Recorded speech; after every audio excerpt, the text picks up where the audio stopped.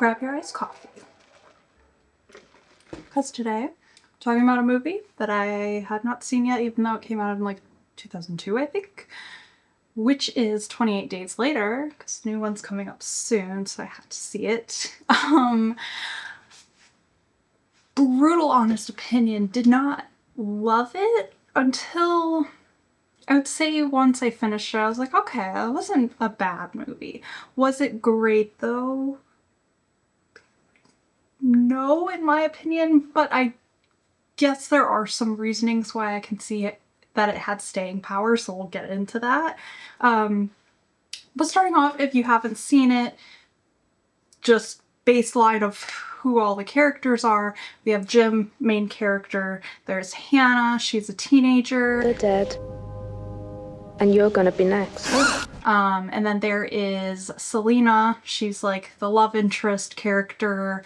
And then there's Frank, who is Hannah's father. So essentially it starts off with Jim. He's in the hospital, wakes up, full frontal nudity. Why? I don't know. I don't know. I don't know. I don't like when movies do this. Whether it's a woman or a man, why are we don't need it.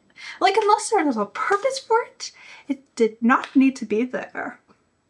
It's my gripe with the movie, but that's neither here nor there. He wakes up in the hospital. He had gotten into like a traffic accident because he's a bicyclist. I think he delivered newspapers. This was his career. So he wakes up in the hospital. It's 28 days later after this virus breakout. And we kind of get a glimpse of that in the very beginning of the film when basically all of these, I think they're chimpanzees, are infected, and this like human rights group comes in, or not human rights, animal rights activists come in, and they're like, oh, we're doing the right thing and like releasing all of these animals that are being tested. Good intentions, but bad decision, because these chimps have the rage virus, and so them releasing them causes the entire universe of the film, which takes place in Great Britain, to become infected. So that's great. And then Jim, he's walking around London. No one's around. He's kind of realizing like, something's kind of wrong. And then he eventually kind of comes across Selena and Hannah and Frank. My second gripe with the film, so Frank gets infected. Number one, he gets infected right before they find this like military group that's gonna like help them out. But Frank is like, he looks up at like a big fence and there's a dead body on the fence. He looks up and a blood drop goes into his eye. And then he's infected. Which I'm just like, I guess for a movie, like, it was entertaining, but like extremely unrealistic that that would happen. It is a movie, I know, but still kind of stupid way to like, you know, get him infected. And then of course they do the typical like film trope of like immediately after they have to kill him because he's infected, oh, here comes the military group to save the day. If they had only showed up just a few seconds prior, Frank would have been alive. So it's very, I don't know, like that was just, I feel like the film did a lot of cliche stuff that I just thought was a little cheesy. Like, at least, you know, in my opinion, there wasn't a ton of thought on like uniqueness. However, I know that I am speaking on this film in 2025. It's been 20 plus years since this film came out. Of course, I'm used to all of the tropes. I also studied film in school, so that, you know.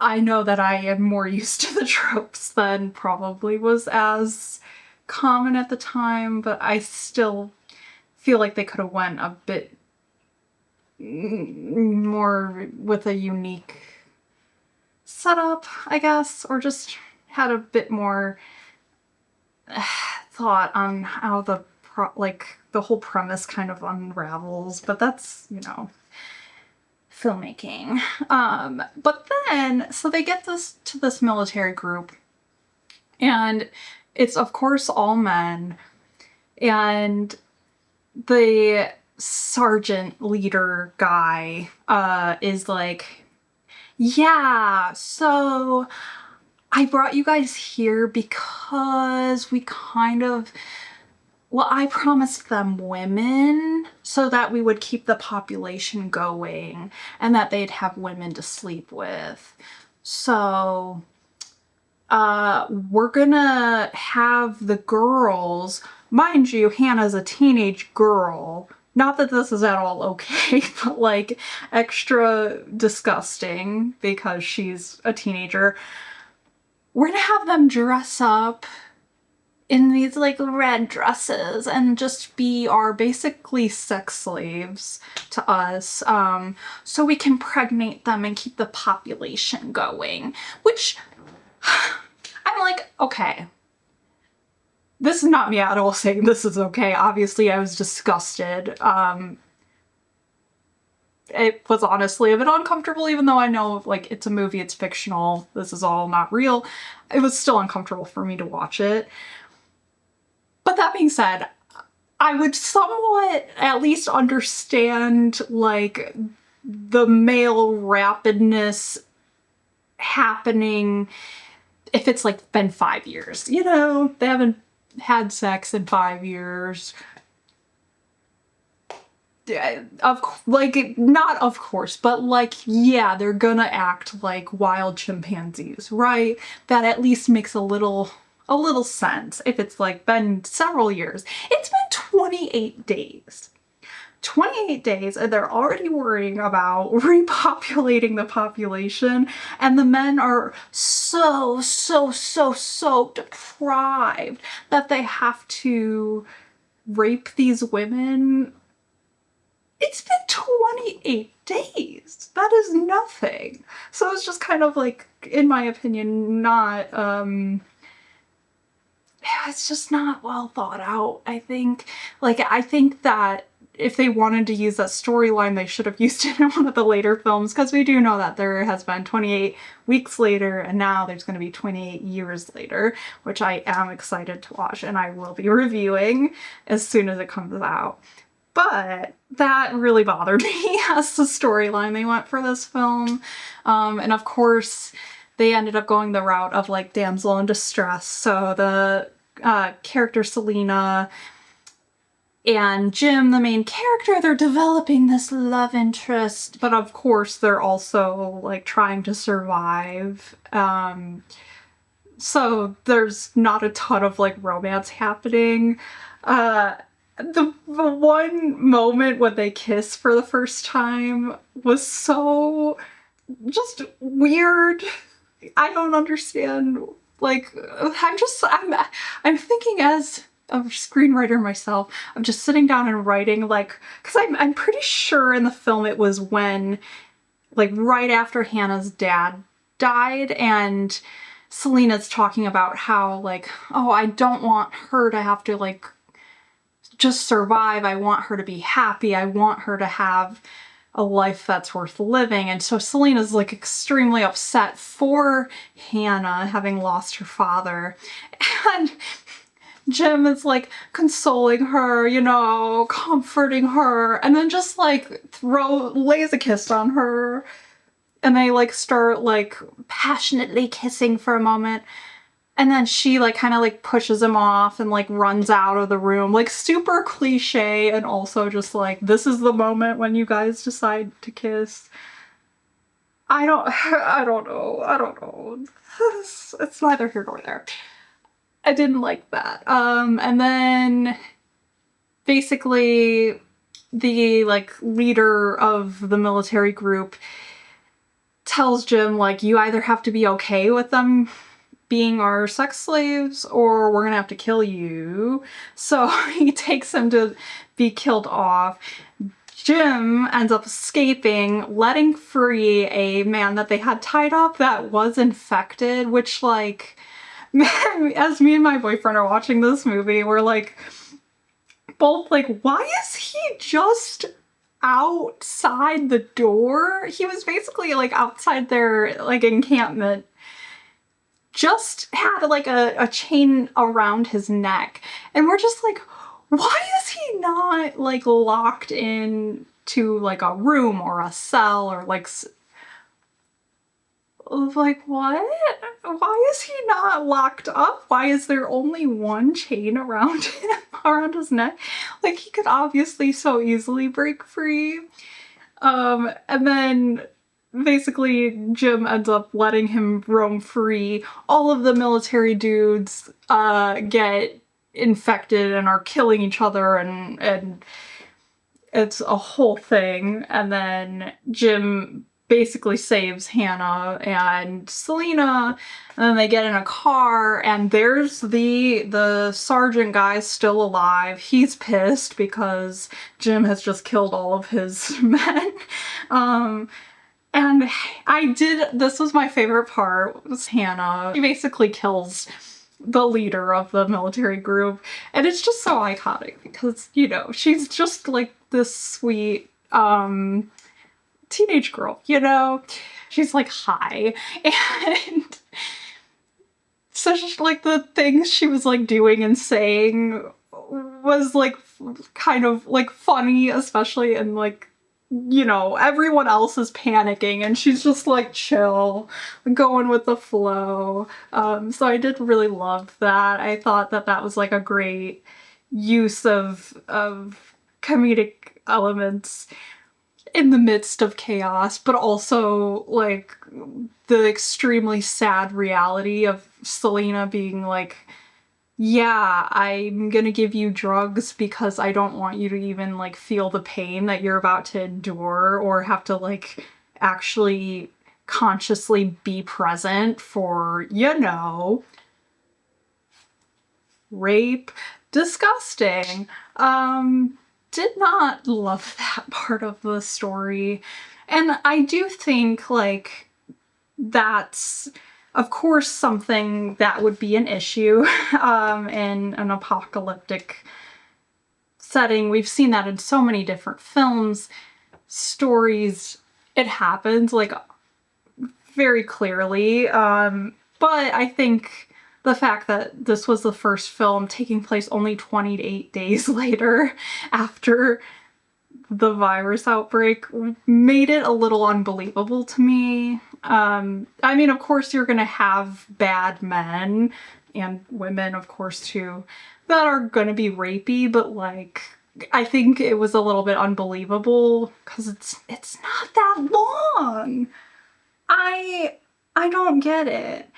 I also, the one other element I'm going to talk about that I did not love about the movie was the appearance of the infected. They very obviously had red eye contacts in. You know, that's not the worst thing, but it didn't look good in my opinion. So I kind of wish that they put a bit more thought and effort into making the infected look better. I do know, obviously, it very obviously was made on a low budget. However, I'm like, it was made on an $8 million budget, which, yes, for films is low. However, it was made in, I think, 2002, and it was made in the UK with actors that didn't have much of a name for themselves yet. Obviously, the lead actor is very famous now, but at the time he was not. I don't know really where the budget went towards, because I can tell you it was not towards the camera work. That was my like biggest gripe with the movie when I was watching it, was that I kept in my head, I was like, I feel like I'm watching a movie made in either the 1980s or the 1990s because of the camera work.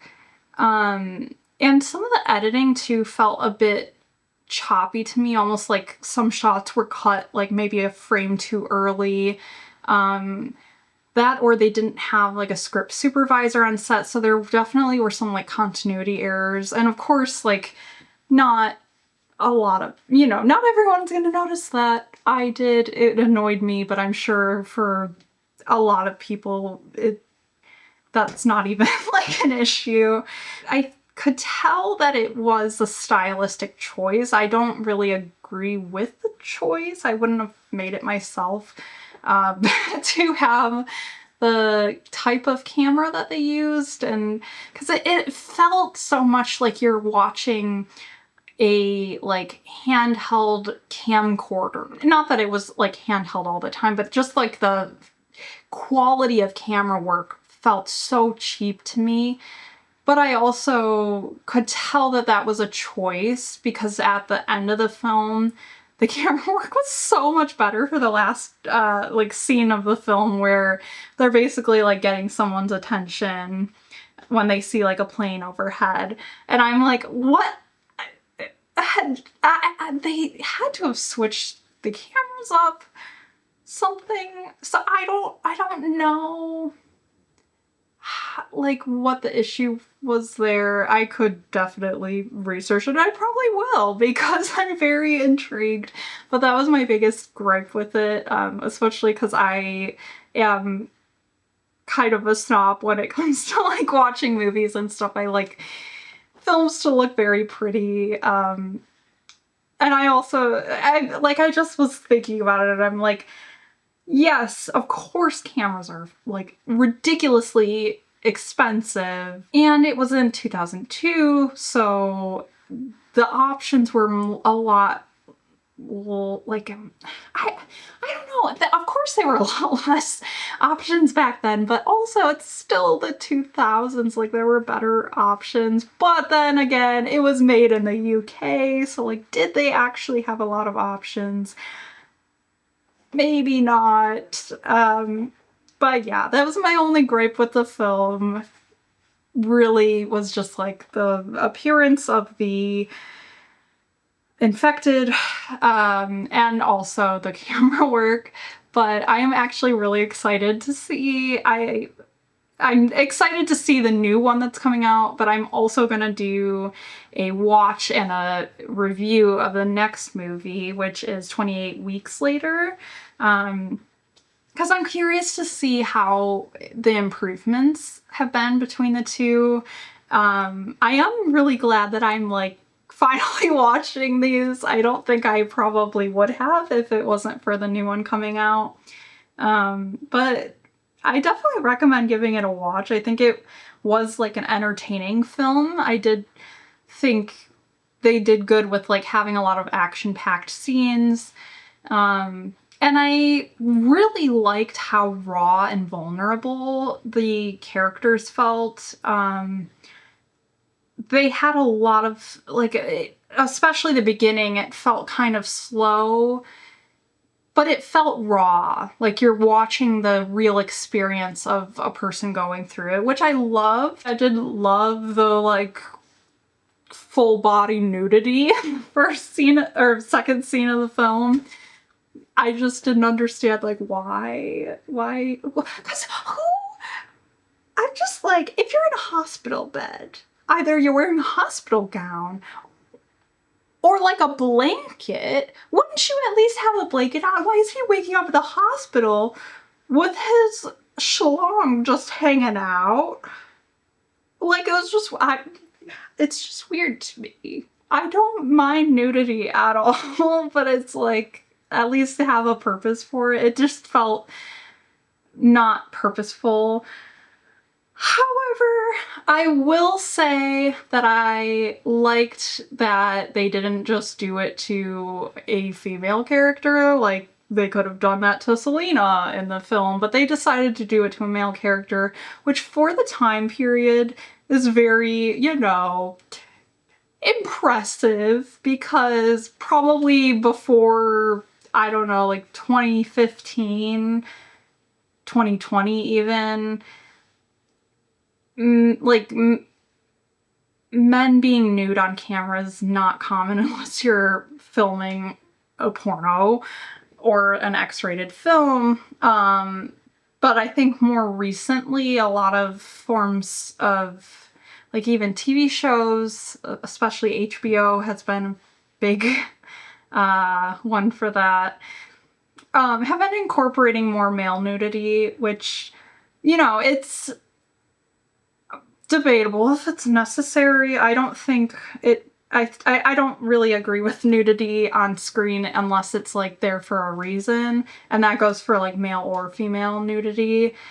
But I do like now that a lot of media is kind of evening it out, so it's not just like, let's show a girl's tits on screen to get more money. And I think that's what I did appreciate with 28 Days Later, is that it was them showing kind of the rawness of their male character, and it had nothing to do with sex or like selling that. I think it was just trying to show like we're really going raw and vulnerable. And I liked that. I didn't like that it was there because I still think it's pointless, but I at least can appreciate that it was not, at least I don't think, just to like sell the sex, you know? I think I got all my points across for this one. But I definitely recommend it, and I will be back quite soon for a review on the next one, 28 Weeks Later.